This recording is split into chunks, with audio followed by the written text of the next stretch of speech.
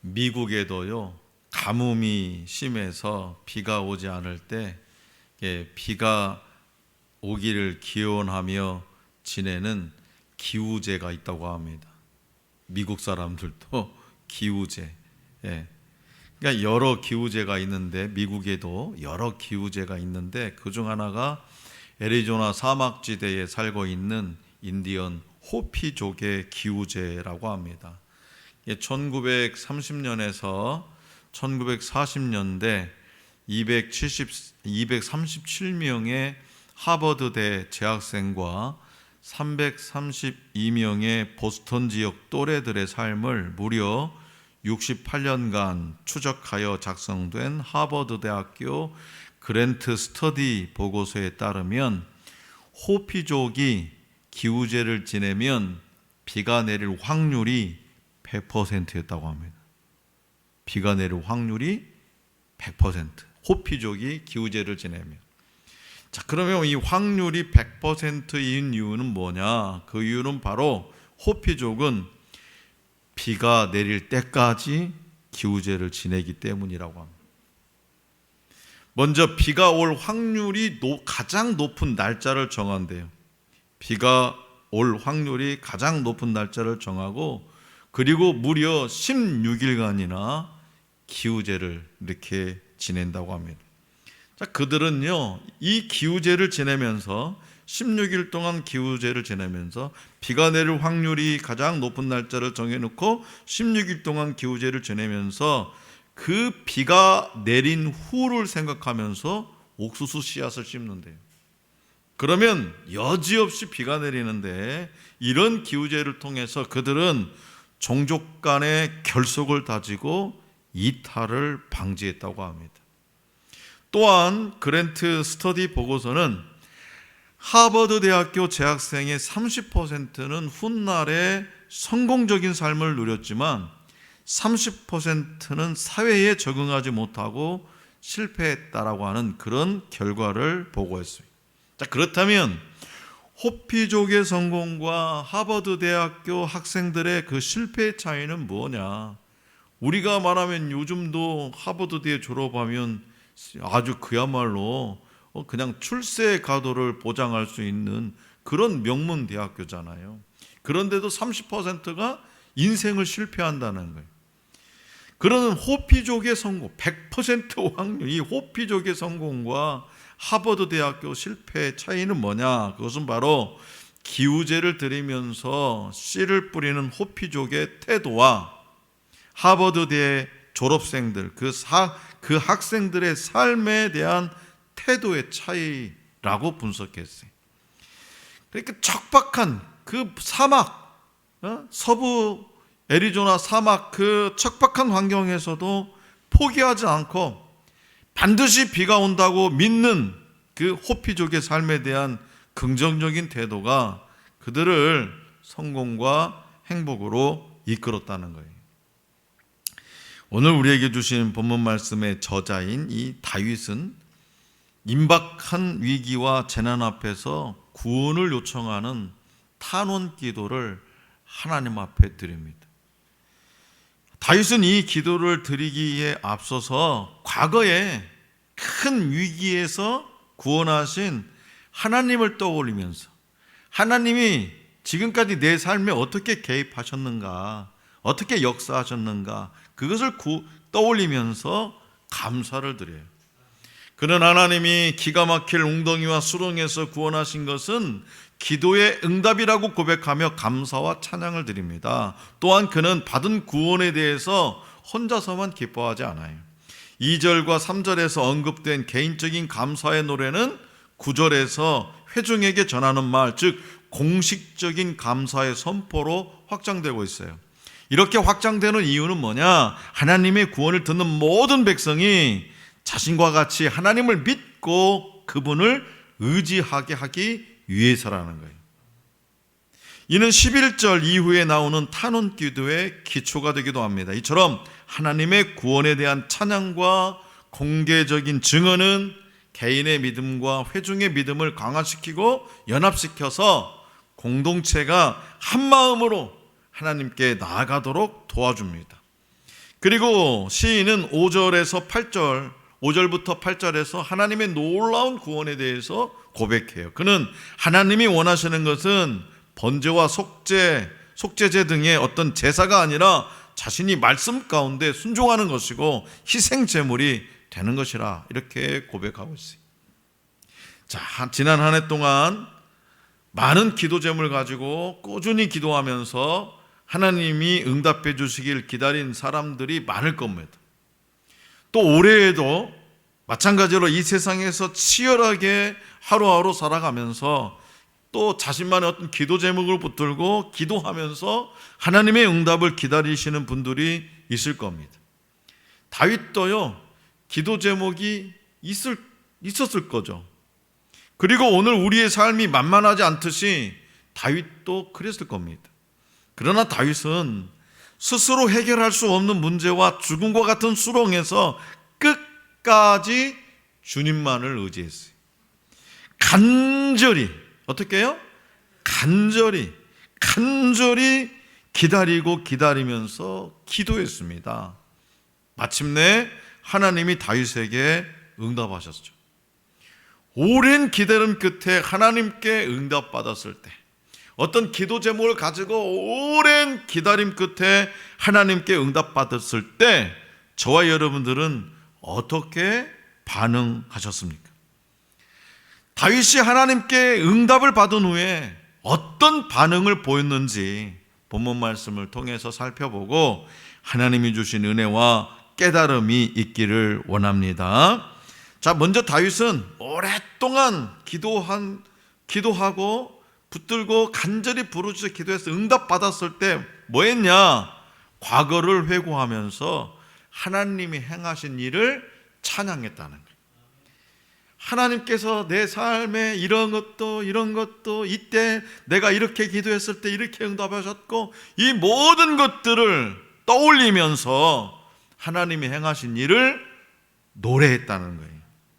지난날 여호와께서 베푸신 은혜에 감사하고 있습니다. 물론 그 모든 일의 주체는 누구냐? 하나님이셨습니다. 하지만 우리는 그 과정에서 다윗이 행했던 중요한 행동 하나를 발견할 수 있는데요, 그것은 바로 본문 말씀 1절에 기록된 것처럼 여호와 하나님을 기다리고 또 기다렸다는 거예요. 포기하지 않았다는 거예요. 자, 1절 말씀은 시편 40편 전체에서 가장 핵심적인 구절입니다. 과거의 어느 날 다윗이 큰 시련을 겪고 있을 때 하나님은 다윗을 기가 막힌 웅덩이와 수렁에서 끌어내서 그의 발을 반석 위에 두셨습니다. 그뿐만 아니라 본문 말씀 3절에 기록된 대로 그의 입술에 찬송을 두셨습니다. 그때 하나님이 그에게 베푸신 기적들은 너무나 크고 놀라워서 다윗은 하나님을 그 누구와도 견줄 수도 없고 그분의 생각을 셀 수도 없다고 5절에서 고백합니다. 그런데 그런 놀라운 일들이 일어나기 전에 다윗은 무엇을 했습니까? 그 놀라운 일들이 일어나기 전에 다윗이 뭘 했냐 이거예요. 그렇죠? 다윗은 자신이 여호와를 기다렸다고 고백하는 거예요. 하나님께서 역사하실 때까지 기다렸다라는 거예요. 기다리다의 히브리어가 카바예요. 이 카바는 맹목적이거나 막연한 기다림이 아니라 어떤 일이 이루어질 것에 대한 믿음을 가진 기다림이에요. 이 카바가 어떤 일이 반드시 이루어질 것이라에 대한 믿음을 가진 기다림, 이게 뭐냐? 카바예요. 또한 3절에서 4절에 반복되는 여호와를 의지한다라는 표현 역시 다윗의 기다림이 어떤 것인지를 암시해주고 있습니다. 자, 그 기다림은 여호와만을 신뢰하는 마음의 표현이었어요. 그는 자신의 유일한 소망이 하나님이라고 생각했던 겁니다. 하나님이 그러한 다윗의 믿음에 응답하셨기 때문에 다윗은 본문 말씀 4절에서 여호와를 의지하는 자, 곧 여호와를 기다리는 자가 복되도다 라고 소리쳐요. 왜요? 자기가 그래 경험이 있기 때문에. 여호와를 의지하는 자, 여호와를 끝끝내 기다리는 자가 복이 있다라고 소리 높여 외칩니다. 누구라도 설익은 떫은 감을 먹어본 기억이 한 번쯤은 있을 겁니다.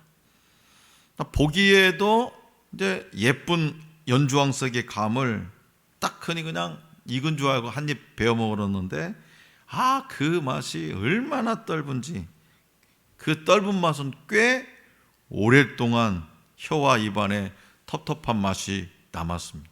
그러니까 열매는 익기 전이면 떫은 맛을 냅니다. 감만 그러는 게 아니에요. 배도 그렇고요, 사과도 그래요.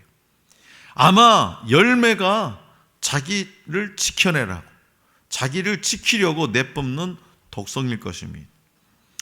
어렸을 적에 친구들과 다툴 때면 시위조로 묻는 말에도 그와 연관되는 말이 있습니다. 왜 떫냐?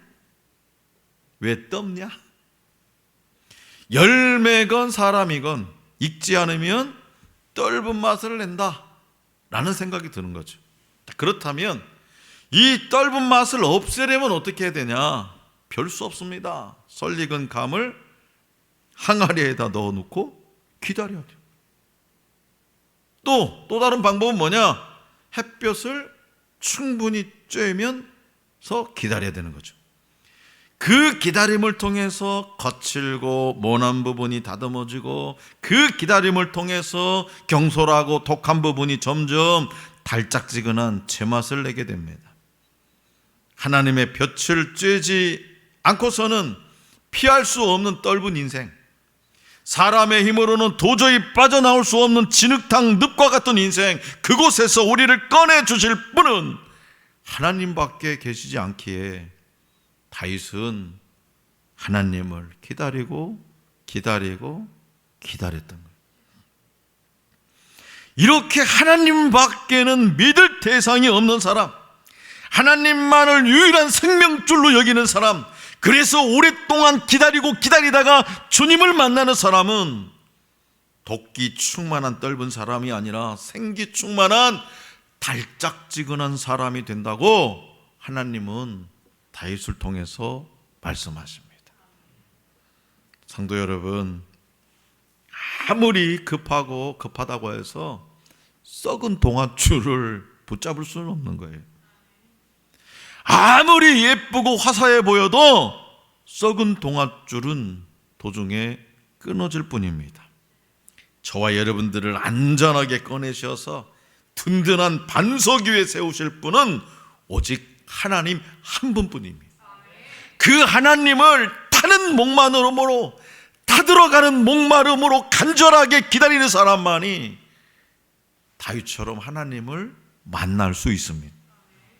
그래서 기다리며 기도하는 사람은 어느 순간 영적 각성을 경험하게 되는 거예요. 섬광과 같은 깨달음의 순간 하나님의 마음을 순식간에 전달을 받아요. 그리고 이렇게 하나님으로부터 부풀어 오른 우리의 영혼을 통해서 하나님의 모습이 드러납니다. 그래서 다윗은 하나님만 기다리다가 어떻게 했어요? 귀가 열리는 경험을 해요. 하나님만 기다리다가 귀가 열리는 경험, 그리고 하나님만 의지하는 사람에게 주어지는 복에 관해서 깨닫게 됩니다. 그 복의 내용은 뭐냐? 하나님이 원하시는 제사가 무엇인지에 대한 것이었어요. 하나님이 원하는 것이 뭐냐 이거예요. 여러분, 우리가 신앙생활 30년, 20년, 모태 신앙부터 해서 50, 60년을 해도 하나님이 원하시는 것을 하지 않으면 아무 꽝이나 꽝 50년 허송세월 보낸 거 아니겠어요? 그런데 다윗은 뭐요? 하나님이 원하시는 제사가 무엇인 것을 깨닫게 되었다는 거예요. 그게 다윗의 복이었다라는 거예요. 하나님이 원하시는 것은 본문 말씀 6절에 기록된 대로 제사와 예물, 번제와 속죄제가 아니었습니다. 하나님께서 진정 원하시는 제사는 주의 뜻 행하기를 즐기는 것이었습니다. 자, 본문 말씀 8절이에요. 다 같이 한번 읽어볼게요. 본문 본문 말씀 8절 시작. 나의 하나님이여 내가 주의 뜻 행하기를 즐기오니 주의 법이 나의 심중에 있나이다 하였나이다. 아멘. 인생의 밑바닥에서 오랫동안 고생했던 다윗은 제사 의식보다, 그 어떤 제사 의식보다 하나님의 약속을 믿고 말씀을 지켜 행하는 것이 더 중요하다는 것을 생생하게 경험했더라는 거예요. 그래서 그는 어려운 상황을 탓하며 무너지지 않았고 말씀에 순종하면서 고난을 감당하는데 주저하지 않았습니다. 이것은 저절로 된 것이 아닙니다. 다윗은 항상 그 하나님의 말씀을 가슴속에 두기 위해서 노력하고 또 노력했다라는 거예요.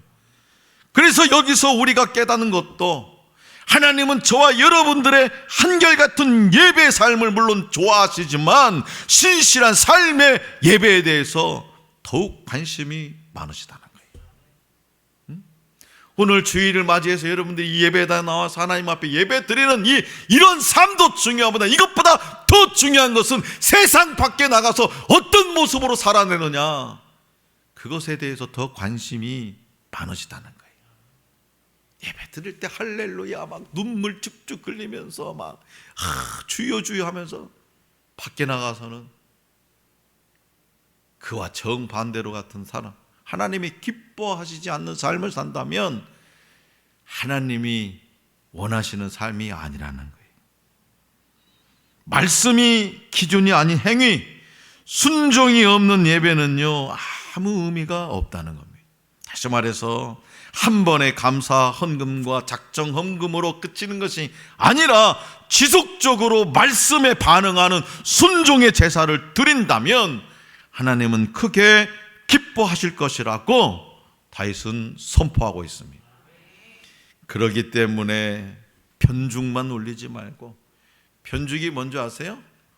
관역이 있다고 하면 가장자리를 말하는 거예요. 그 편죽만, 가장자리만 맞추면 뭐예요? 편죽만 올리지 말고 정곡을 찔러야 됩니다. 중심을 찔러야 되는 거예요.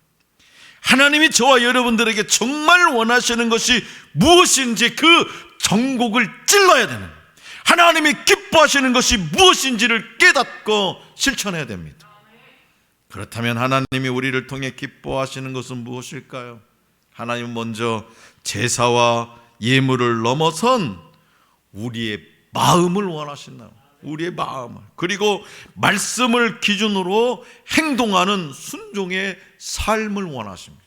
그것이 바로 하나님의 마음을 움직일 수 있는 정곡입니다. 하나님을 기다리다가 하나님의 정확하고 적확한 뜻을 알 수 있기를, 자세하고 확실하게 하나님의 뜻을 알고 정확하게 맞아서 조금도 틀리지 아니하다, 그 뜻을 알 수 있기를, 알면서도 외면하지 않기를, 주님이 원하시는 대로 하나님의 뜻을 즐겨 행하는 성도가 되기를 하나님은 원하고 바라고 계십니다. 고난을 당할 때 두 부류의 사람이 있어요. 한 부류는 고난을 당하면 곧바로 기도하는 자들이고, 또 한 부류는 고난을 당하면 기도하기보다 하나님을 원망하는 사람들입니다. 이런 자들은 결코 고난 뒤에 준비된 축복의 자리에 들어가지 못합니다. 고난이 왔을 때 하나님 왜 내게 이런 일이 있습니까? 하고 따지지 말고 하나님의 손길을 더 강하게 붙잡는 자들이 되어야 됩니다. 고난의 시간에 그 고난의 이유를 알지 못할 때가 더 고통스럽습니다. 다윗은 이에 하나님께 따지기도 했습니다. 그런데 이상한 것은 다윗이 하나님을 원망하다가 갑자기 하나님을 찬양한다는 거예요. 원망하다가 찬양.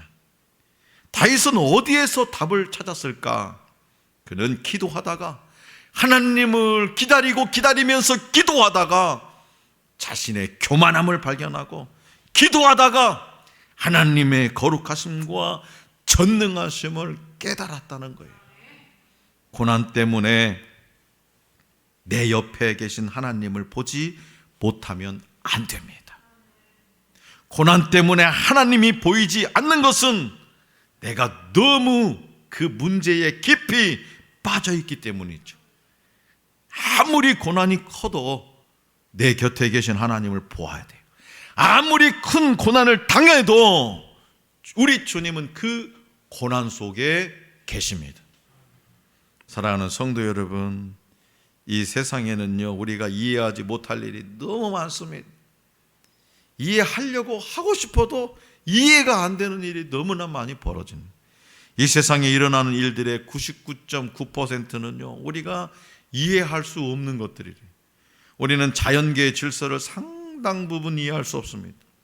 지구온난화로 인한 이 생태계 질서, 미얀마, 시리아, 지금 요즘 우크라이나로 이어진 어떤 전쟁과 내전으로 인한 국가와 인종 간의 질서를 우리는 이해할 수 없습니다. 갑자기 불어닥친 어떤 정치, 경제, 사회, 문화 위기로 인해서 나락으로 떨어지는 삶의 질서, 어떤 코로나, 메르스, 신종 플루 바이러스와 같은 그 감염병으로 인한 어떤 생명의 질서를 우리는 이해할 수 없습니다. 인간이요, 첨단 과학을 자랑하면서 그렇게 과시되고 의시 딱딱해도 눈에 보이지 않는 바이러스 하나 때문에 우리는 숨을 제대로 쉬지 못하고 살아가고 있잖아요.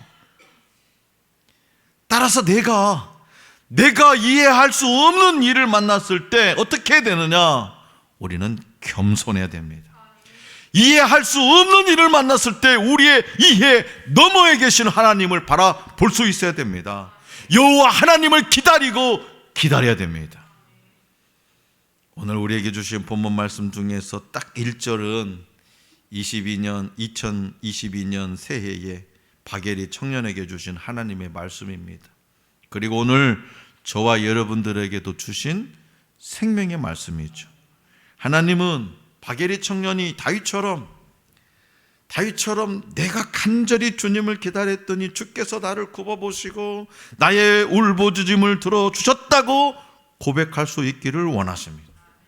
하나님의 전곡을 찔러서 하나님의 문이 열어지기를 원하십니다. 하나님은 저와 여러분들이 그 어떤 일이 벌어져도 오직 여호와께만 희망을 두었더니 오직 주께서 도와주시리라, 기다렸더니 살려달라 울부짖는 이 목소리를 들어주셨다고 고백하는 삶이 되기를 원하십니다. 하나님은 바게리 청년과 저와 여러분들이 무시무시한 구덩이에 빠져있던 나를, 진흙탕에 빠져 어찌할 줄 모르고 있던 나를 여호와 하나님께서 거기서 꺼내서 든든한 바위에 올려놓아 주셨다고 찬양할 수 있기를 원하십니다.